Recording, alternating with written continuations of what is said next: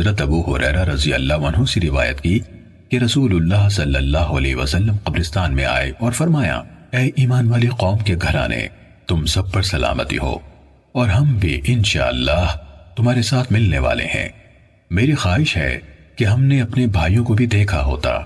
صحابہ نے عرض کی، اے اللہ کے رسول، کیا ہم آپ کے بھائی نہیں؟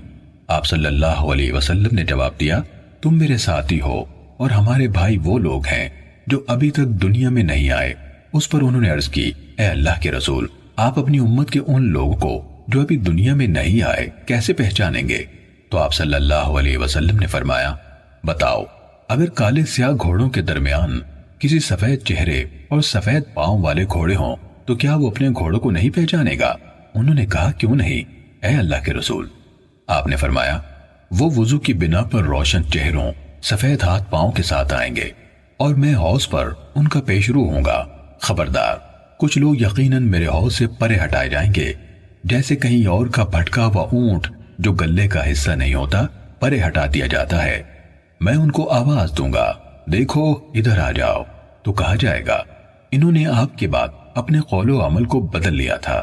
تو میں کہوں گا، دور ہو جاؤ، دور ہو جاؤ۔